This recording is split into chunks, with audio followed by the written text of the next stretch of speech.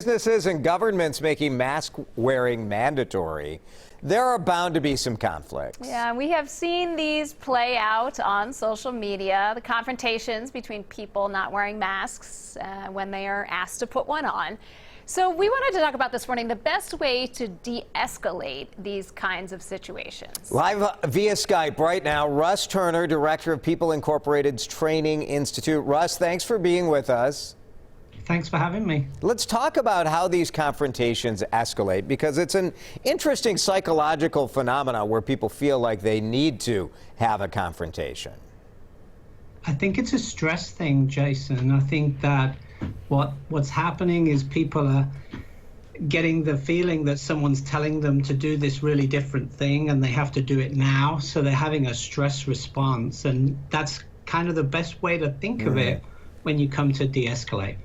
So when you know that, because I think a lot of people don't walk into a situation like that understanding that it is a stress response. They think that maybe that person is just, not caring or just kind of being a jerk. But it's more than that.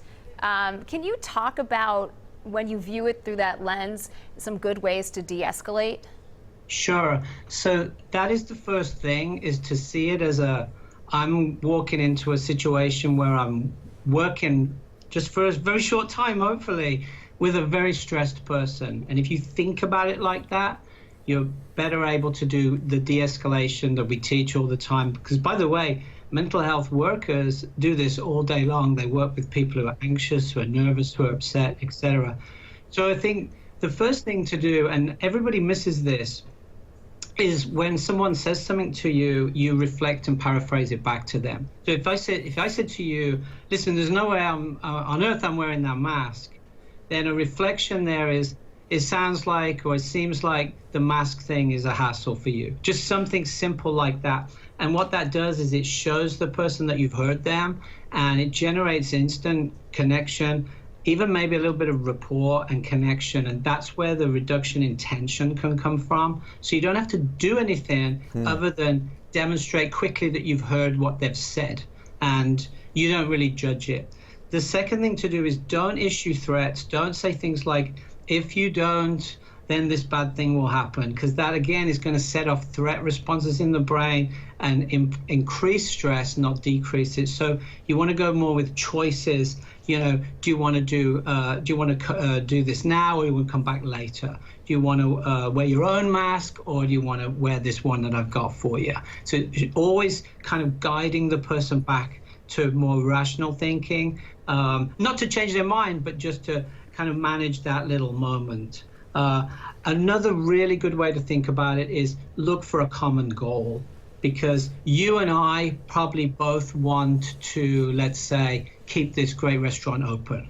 I saw a sign in a restaurant the other day that said, please wear a mask when you're moving around the restaurant so we can keep the restaurant open, right? So I looked at that and thought, yeah, I want the restaurant to stay open. So we have a common goal, and we're working. So in other words, you're like looking for little things to agree on, because it's so easy to go down a path of disagreement. Sure.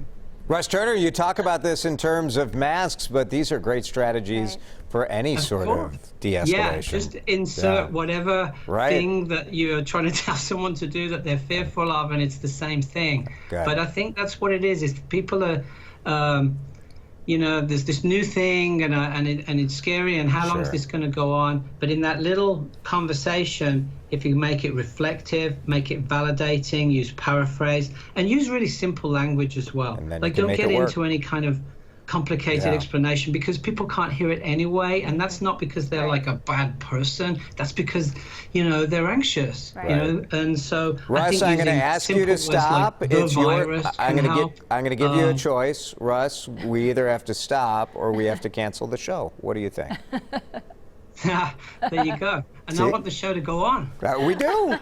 It worked out well. Russ, thank you. I appreciate so that. How was that? Was that all right? People Incorporated's Training Institute has several online training courses with guidance on setting limits and de-escalating. First is Tuesday, August 4th. WCCO.com/links has the information.